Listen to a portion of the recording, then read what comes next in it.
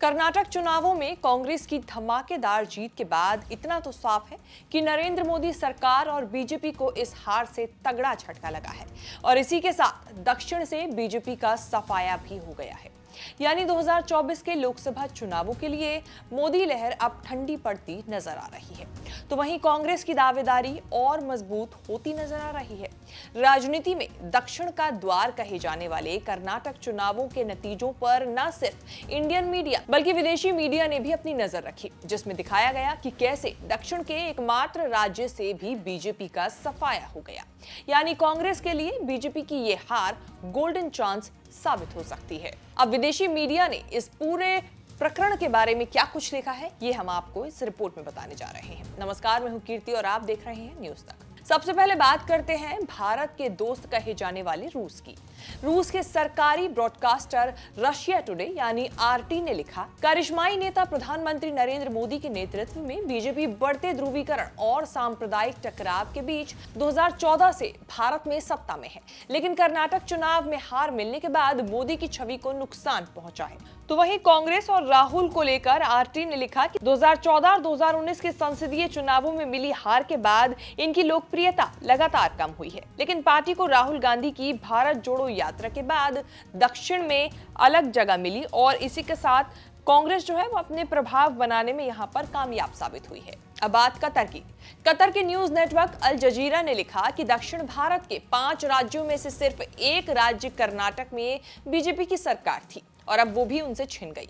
कर्नाटक चुनाव के परिणाम विपक्ष के लिए मनोबल बढ़ाने का काम करेंगे, जो 2024 के लोकसभा चुनावों में मोदी को हटाने की रणनीति बनाने पर काम कर रहा है। अल जजीरा ने लिखा कि बीजेपी से इस शासन में कर्नाटक के मुसलमानों ने लगातार उत्पीड़न को झेला है। कई मुस्लिमों के साथ हिंदू दक्षिणपंथी कॉन्स्पिरेसी थ्योरी, लव जिहाद के आरोप में दुर्व्यवहार किया गया। अब बात पड़ोसी मुल्क पाकिस्तान की, जहां लगभग सभी बड़े अखबारों ने कर्नाटक में बीजेपी की हार पर खबर छापी। पाकिस्तान के अखबार डॉन ने लिखा, लोकसभा चुनावों से 1 साल पहले नरेंद्र मोदी की बीजेपी सरकार को कर्नाटक में हार मिली है। अखबार में आगे लिखा कि एक रैली में मोदी ने विवाद पैदा करने वाली फिल्म द केरल स्टोरी की प्रशंसा की थी, जो इस्लाम कबूल करने वाली और आतंकी संगठन इस्लामिक स्टेट में शामिल होने वाली हिंदू महिलाओं की संख्या को बढ़ा चढ़ाकर पेश करती है।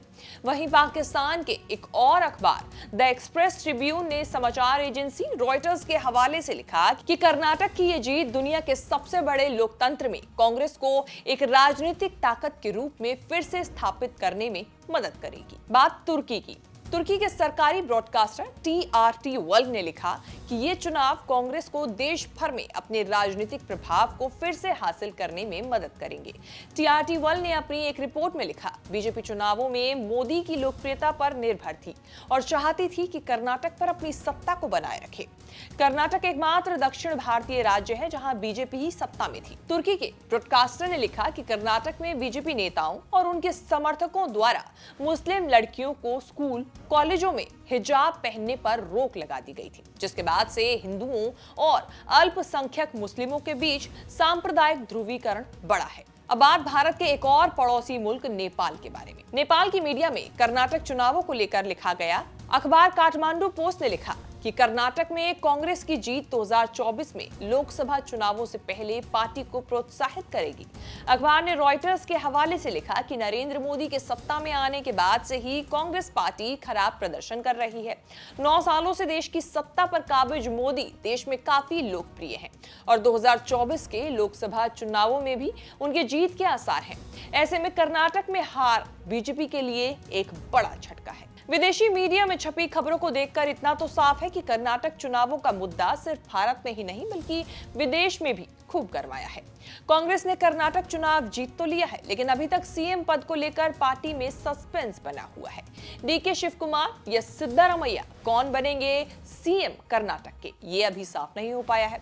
तो वहीं आपको बताते चले कि इस साल के अंत में राजस्थान, मध्य प्रदेश और छत्तीसगढ़ जैसे राज्यों में विधानसभा चुनाव होने हैं और इन्हीं विधानसभा चुनावों से 2024 के लोकसभा चुनावों की बिसात बिछाई जाएगी। तो अब देखना होगा 2024 के चुनावों में इन विधानसभा चुनावों का क्या असर पड़ता है? क्या मोदी लहर वाकई ठंडी हो जाएगी? खैर, ये तो आने वाले समय में ही पता चलेगा, लेकिन फिलहाल आप हमें ये जरूर बताएं कि आपको हमारी ये रिपोर्ट कैसी लगी। फीडबैक जरूर दें।